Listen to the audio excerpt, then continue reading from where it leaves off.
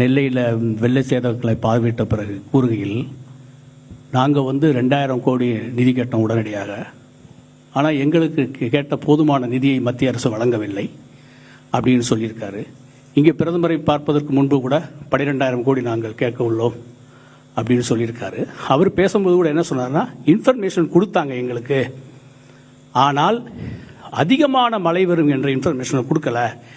எங்களுடைய களப்பணியாளர்கள் முன்னாடி போய் அதிகாரிகள் 5 அமைச்சர்கள் உள்பட எல்லாருமே முன்கூட்டியே வேலை செய்தார்கள். இந்த முன்னெச்சரிக்கை நடவடிக்கையாக வேலை செஞ்சாங்க. அப்படி இருந்தும் ஒரு பெரிய சேதங்கள் வந்திருக்கு அப்படின்னு சொல்லியிருக்காரு. இதை நீங்கள் எப்படி மேடம் பார்க்குறீங்க?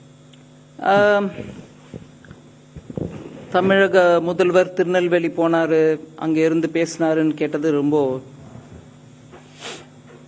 உகந்த செயல். இவ்வளவு பெரிய பாதிப்பு அஃபெக்ட் ஆயிருக்கும் போது அங்கே போகிறது கரெக்டு தான். ஆனால் 5 நாளைக்கு முன்னாடி 12ஆம் தேதி வார்னிங் கொடுத்தா கூட கொடுக்கல, சென்டிமீட்டர் அளவு எங்களுக்கு விவரம் கொடுத்துருக்கணும், கொடுத்துருந்தா நாங்கள் அபரிமிதமாக பண்ணியிருப்போம்னு சொல்கிறவங்க அதே முதலமைச்சர், மாண்புமிகு முதலமைச்சர். அதே மாண்புமிகு முதலமைச்சர் இங்கிருந்து நாங்க அனுப்பிட்டு இருக்கோம் என்டிஆர்எஃப். முதலமைச்சர் ஐயா இங்க இருந்தாருங்க. ஏன் 4 மாவட்டத்துல எப்பொழுதும் காணாத, வரலாறு காணாத மழை, மக்கள் திணறிட்டு இருக்காங்க.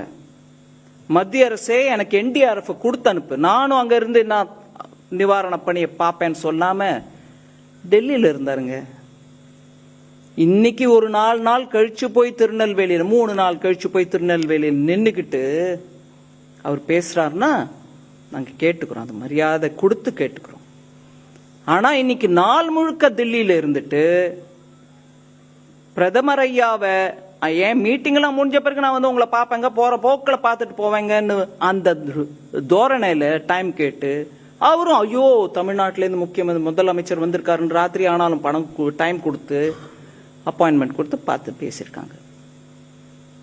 இதுலேருந்து அவருடைய ப்ரையாரிட்டி என்னன்னு நான் புரிஞ்சுக்கணுமா இருக்கு. நாங்க பணம் கேட்டிருக்கோம், பெரிய அமௌண்ட் கேட்டிருக்கோம் அப்படின்னு சொல்றது ரொம்ப நல்லது. அதுக்கு வேணுங்கிற அளவு டீம்ஸ் போயிருக்காங்க, பார்ப்பாங்க, வந்து இங்க உள்ளாட்சித்துறை அமைச்சர், உள்துறை அமைச்சர்கிட்ட பேசுவாங்க, சொல்லுவாங்க, அதை டிட்டர்மைன் பண்ணுவாங்க. அதுக்கு ஒரு ப்ராசஸ் இருக்கு, இவங்க டீம்ஸ் பார்த்துக்குவாங்க. ஆனா இந்த பேரிடர்வு நடக்கும்போது முதலமைச்சர் இந்திய அலையன்ஸோட உட்கார்ந்திருந்தார்.